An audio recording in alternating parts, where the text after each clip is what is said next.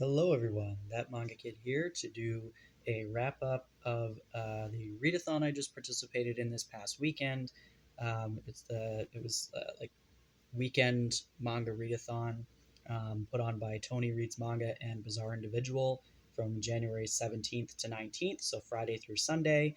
Um, I've been in 2024, I pretty much only read manga from the library, and I read quite a bit of it, but I didn't read really anything from my own collection. I did severely cut back on the amount of stuff I collected last year as well, but like even still, I didn't read really anything off my own shelves. And so when I saw this readathon announcement, I went, you know what?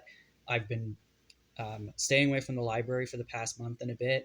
So I thought, you know what, I'm going to try and get through as many of my own volumes that I have not read yet as I possibly can. And that was my only stipulation for the readathon, was to read only my own collection and only things I've never read before.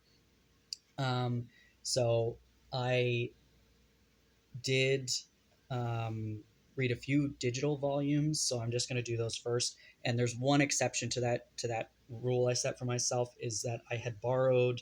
I am still borrowing one volume at a time from my library's digital catalog. Um, and so I already had this one borrowed and I needed to read it anyway. So I decided to read The Troublesome Guest of Sotomura Detective Agency by Kusama Sakae. This is a BL um, title that is put out by Tokyo Pop.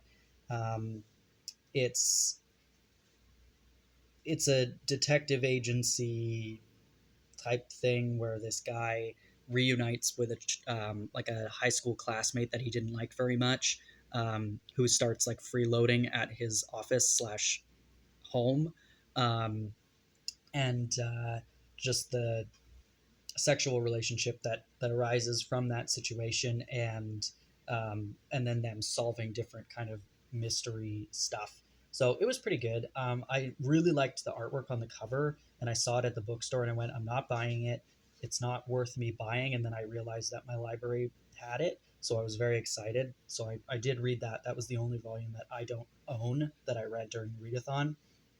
And then the next two digital volumes that I read um, were some uh, Shikamori's Not Just a Cutie. Um, and this one I read volumes 2 and 3 of. Um, I got these in a humble bundle ages and ages and ages ago and just never got around to reading them. I read volume 1 a month or so ago, and it's quite cute.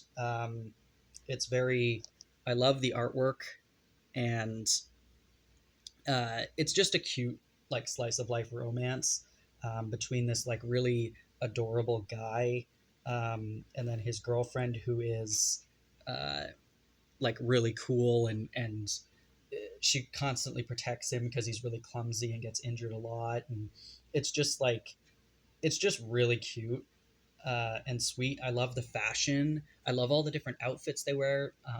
It just is. They're not always wearing the same thing all the time. Um, yeah, it was really good. So that those are the only three digital volumes I read. Um, is two volumes of Shikamori's not just a cutie, and then that detective agency one. But otherwise, I read all physical volumes.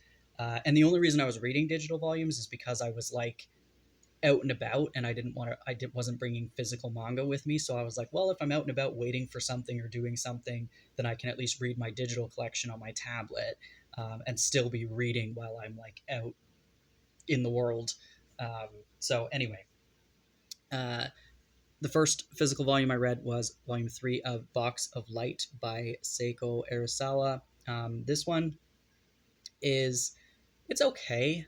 The first couple volumes, the first volume in particular, but even the second volume, I really, really loved. This one, not so much. I would have preferred if this one stayed as more of a like uh, sort of like episodic story about the hijinks of this like in between the living and dead world convenience store that the main character works at.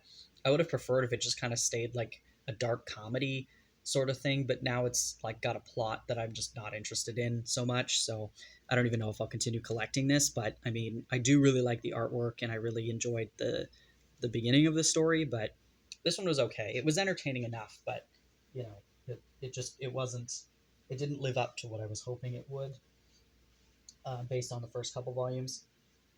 Then I read volumes 5 and 6 of My Girlfriend's Child, and this one is by Mamoru Aoi. This one continues to be excellent. Um, I think it's, what is it, like 9 volumes or something, 9 or 10 volumes or something, I think I looked up. Um, but this is a really, really good romance drama series about these teenagers who get pregnant, and they're just dealing with the trials and tribulations of what it means to be 16 years old and going to be having a baby. Um, and it's educational while still being like fictional and story driven. Um, but yeah, it's really really good. I enjoy a good romance drama, and particularly this one where the characters legitimately love each other and they're good people. Like, it's the drama in this one is not that people are being awful to each other. It's just that an unfortunate situation is happening, to people that are, you know, likable characters. And so it's yeah, it's done really well. I really like the art. This is an excellent series. I'm very glad that we've got in English. And then I got or read volume 2 of Imaginary.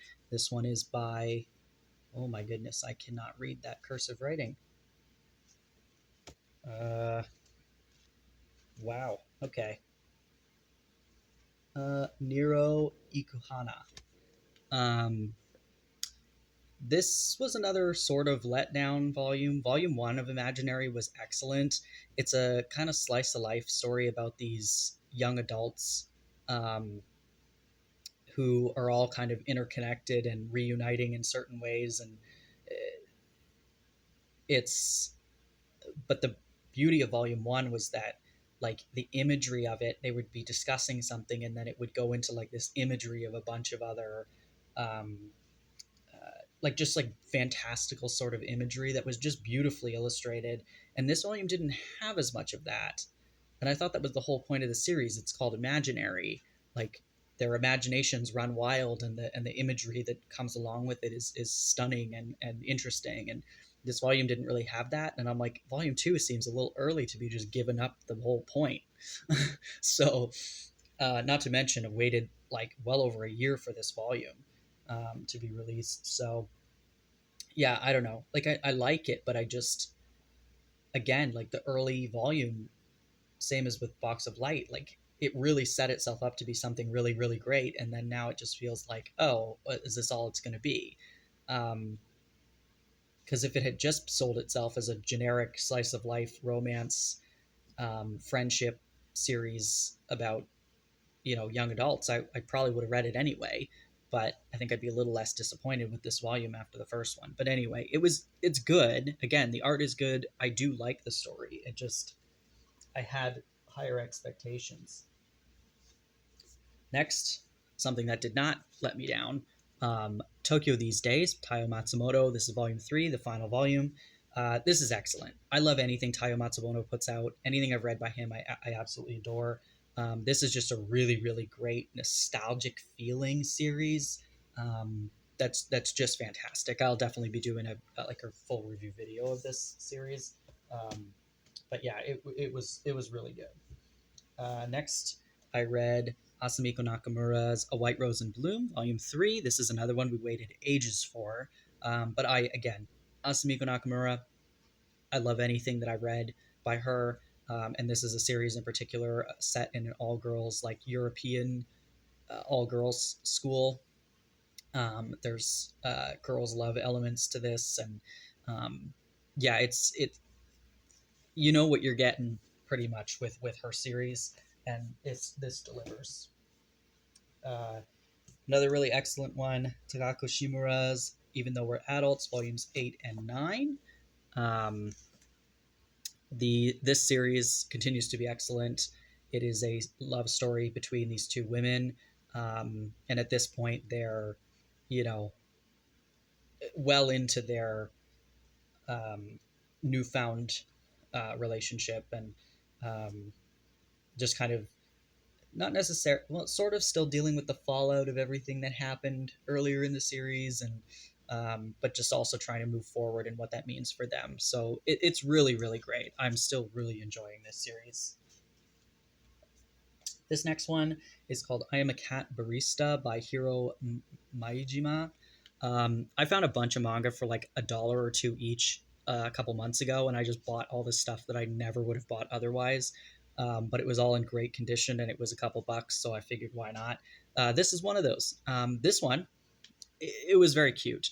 It's basically this like mystical cafe where this cat man runs this cafe that only people who are like kind of lost souls or needing something can find. And so they stumble across it, and then he makes them a drink or food that they perfectly need in that moment. And it's basically he's just becoming like a therapist for 30 minutes while they're at his cafe, and he makes them something that they needed and that they didn't know they needed. And it's just a episodic thing about different people coming to the cafe and why they found it, kind of thing. Like we see the lead up to them finding the cafe, and then we see them kind of emotionally boil over when he gives them, you know, the perfect drink or the perfect scone or whatever it is. It's very cute. It was fun. It was definitely like a nice, fun, quick, lighthearted read, which I enjoyed. Next, I read volume 2 of Skip and Loafer. Um, this one was good. This is another one, unfortunately. Volume 1 was so excellent, it had me in stitches laughing. And unfortunately, I haven't found that to be the case with the other volumes. Now, if you know, I mentioned this well over a year ago, a couple years ago, when I bought my first copy of Volume 2, it had a misprint in it. It had a whole chunk of it that was a chapter from a different volume of the same series, but a different volume. And so I waited over a year to get a new copy. They sent me 3 copies. So I have 3 or 4 copies of this misprinted volume, and then they finally gave me one that was not misprinted, but it took over a year to get.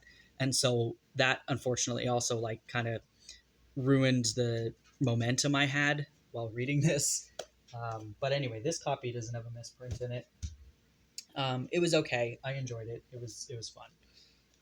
Then I read Volume 5 of Kowloon Generic Romance by Jun Miyazuki. This continues to be very interesting. I don't want to spoil anything, but you know, it's definitely still interesting. I'm certainly a couple volumes behind on picking that up, but that's the latest volume that I have. So then I have Volume 7 of Heavenly Delusion. This is a great sci-fi series, very interesting and captivating and dynamic. The art is very cool looking.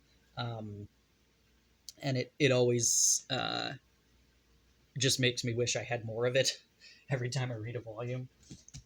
And then because I was so into that, I realized I had not even yet read Skygrazer, which I picked up ages ago. This is a short story collection um, by the same creator, Masakazu Ishiguro. Uh, this was fantastic. I loved this. This might have been one of my favorite reads of the readathon, to be honest. This was so good. Um, I I love sci-fi stuff. I love short story collections, and I certainly love sci-fi short story collections. And this was so fantastic the way it was done. I was very impressed, and every single story was captivating. And then because I was in the mood for more robots, I read My Name is Shingo by Kazuo Umez, Volume 1. This is just fantastic. Anything, again, Kazuo Umez is one of those creators that I will pick up and read whatever's being released. Um, but yeah, I've had this one for a little while and I just never got around to reading it yet. So this was good. I have a couple more volumes, but I didn't get to them during the readathon because it just I was in the mood at this particular moment to read this one volume. and then just moved on to other things. But it was certainly like the art is just it's so dynamic and everything is it I don't really fully understand or know what is going on from this first volume. Like I get what the first volume is doing, but I'm like, how is this series going to progress? I'm curious. So it definitely left me very interested in more. This is another one that I picked up uh, for like a couple bucks. It's the So I'm a Spider, So What? The Daily Lives of the Kumoko Sisters. Um, and there's all the different creators involved in that.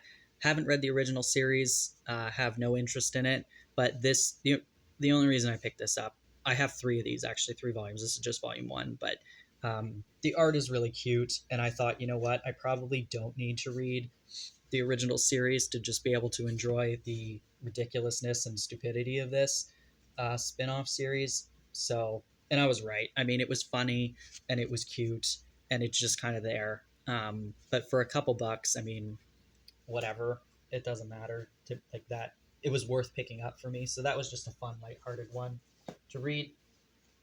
And then I read volume two of I Am a Cat Barista. Again, just a nice, lighthearted, quick read. Um, and that's all I have of that series. Uh, and then I read Omnibus 2, so volumes 3 and 4 of Frankenfran. Um, this is an extremely gruesome, grotesque series, episodic series about Fran, who is like a surgeon.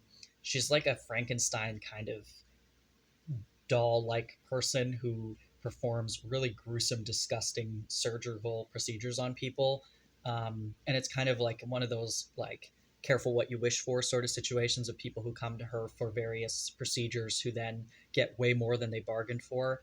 I can't show you anything from this. It is so graphic, um, but excellent read. I really love that series. uh, then I realized how far behind in Tokyo Revengers I was. And I know that there's a couple volumes out, or several more volumes out past what I read here, but this is all I had. I would have, if I had more, just kept reading this.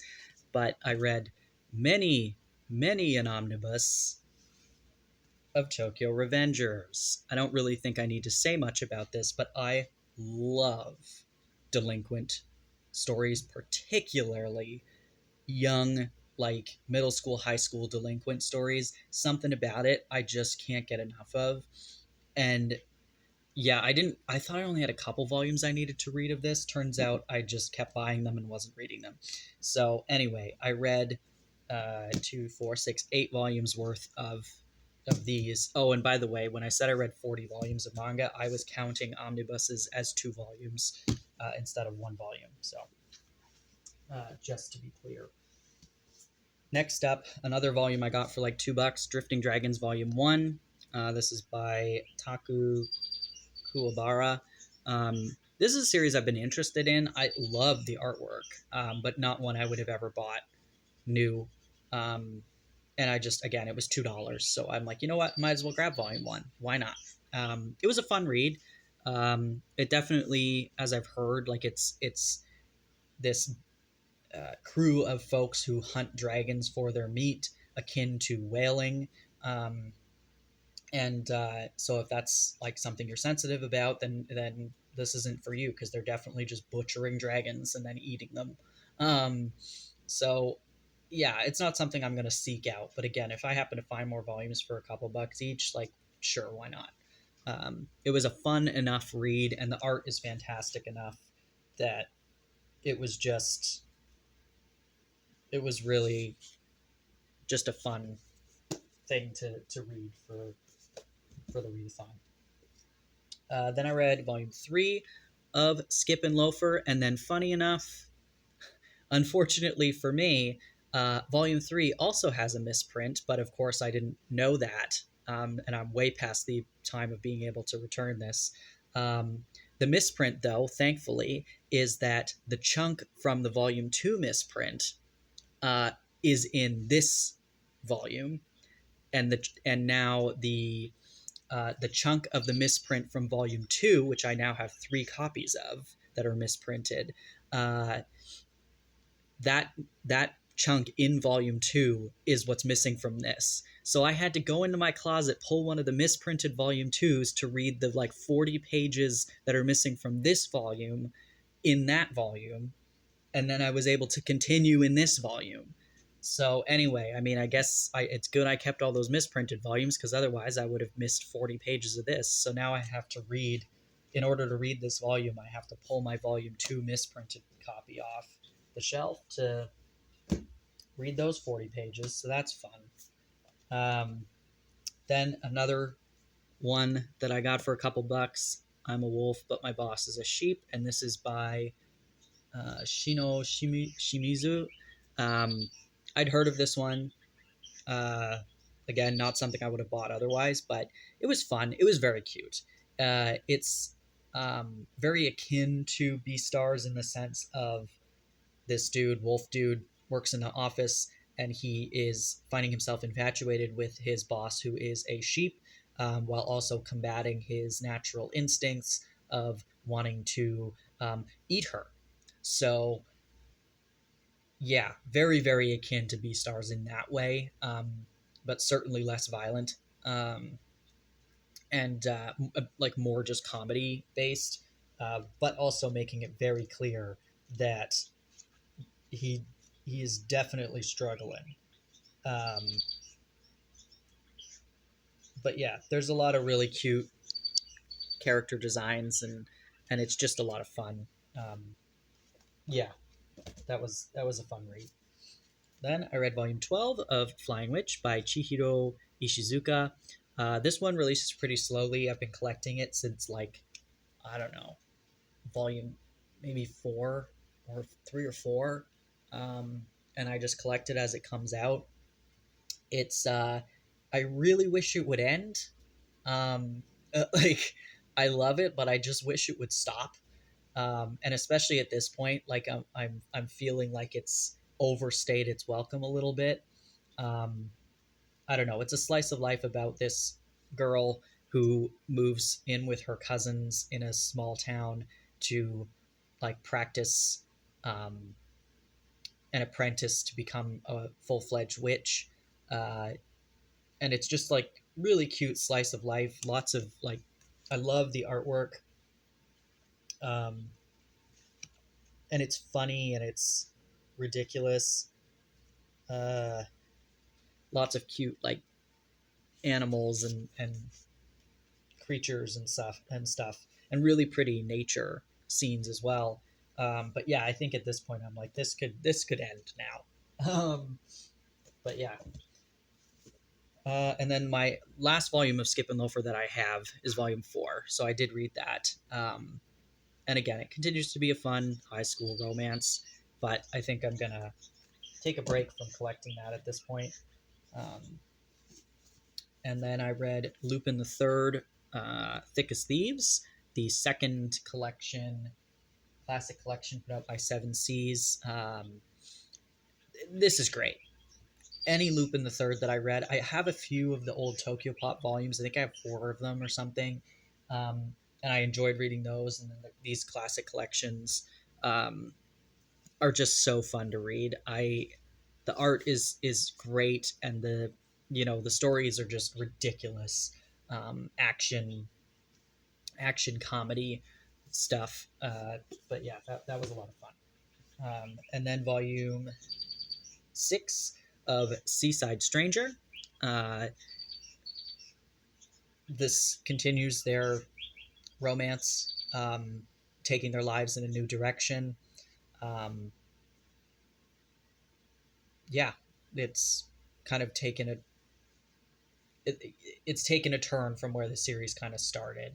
But we're seeing a different side of their relationship. We're seeing a different side of them as slightly older adults now, still in their 20s, but like I think there was like a 5-year gap or something between like where the series started and where they are now.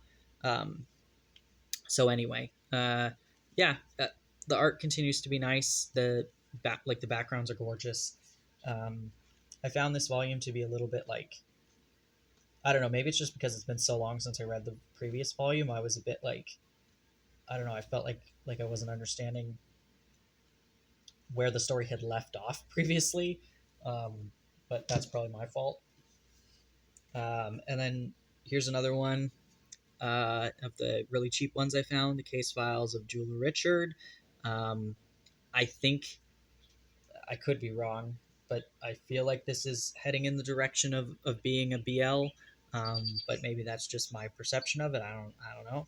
Um, but yeah, this one was fun. I think he's an Englishman, and then our main character here who runs into him. He's a jeweler, and now he's working for him.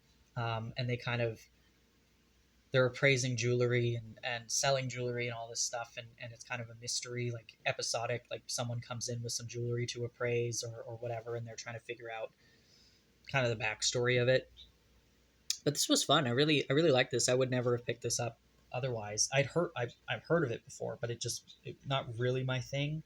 Um, but I also, to be honest, because of this cover, I thought it was like a fantasy story, but it's not at all. So it is a bit more up my alley than I originally thought it would be. Um, but yeah, it was fun. The art was good. That was a fun read. I unfortunately don't have any more of that. Um, and then I read the third omnibus, so volumes 5 and 6 of Homunculus by Hideo Yamamoto. This continues to be a really weird ride. Um, very, very graphic, uh, very bizarre. Um, yeah, I don't know. This is something I would have really, really loved like 3 years ago.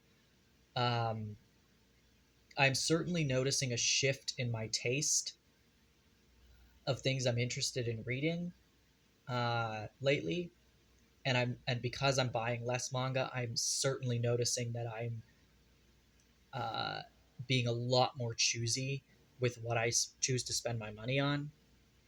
And fortunately, my library is collecting this for some reason. I'm shocked by that, to be honest, but they have it. So I think I'm just going to read uh, the rest of it from my library as they get the volumes of it, and and then decide from there whether or not I'm going to continue buying it. Because honestly, I just assumed this would be something I would really, really love. And it's not that I don't really like it, but it's just like at the price point and everything, I'm like, am I going to actually reread this one day? I don't know. So is it worth spending that much money on? Not so much right now. But it was definitely fascinating. And it is a pretty quick read, despite how thick it is. Um, and if I had more of it on hand, I would have kept reading it, but I don't. So that's that. And then I finished off with an excellent read of a series I will for sure continue collecting. This is Birds of Shangri-La by Ranma Rosaria. So um, my tastes have not changed that much because this is still incredible. So this one is a yaoi series set on an island uh, following this young man. And let's see if he's on the back. And this guy, who is a straight guy, who comes to the island to be a fluffer, basically, for all of the sex workers, who are all male, servicing other men. And so it's a very high end, high class um, island for sex workers. And there's a lot of rules and stipulations about relationships between the birds and um, the guys who help get them aroused before they go see their clients. But of course, our two main characters have fallen for each other, and but there's a lot of baggage and backstory between the two of them, or in their own lives previously, that are holding things back and all of this stuff. So anyway, this is still great. Loved this. But yeah, that is everything I read for the readathon. Thank you to the hosts, Tony Reads Manga and Bizarre Individual. This was exactly what I needed to start off the year on a good note.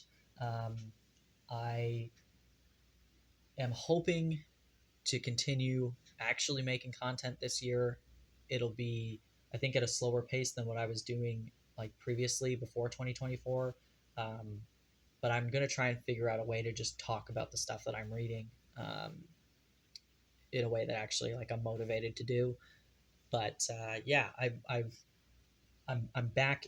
Last year, I got back into reading manga by just going to the library and getting a bunch of stuff that I wouldn't have bought otherwise, and therefore not have read otherwise. And there's my library still has a ton of stuff. I'm now trying to like find a balance between borrowing books and reading my own books. Um, and I'm focusing a lot more lately on going to some of the local used bookstores and thrift stores, which I always did, but the past few years have been horrible for manga selection. But lately, there's been an influx in stuff showing up at the thrift stores again.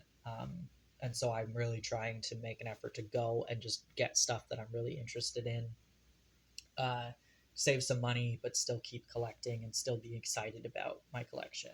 Um, so yeah, that's where I'm at. But I had a lot of fun with this readathon. I really enjoyed myself, and I am looking forward to this year and continuing to read the incredible stuff that's on my shelves, and hopefully doing some rereading of some of my favorites that I haven't read in a long time. Yeah. Anyway, if you have any thoughts on any of the stuff that I read, please do let me know. Thanks for watching.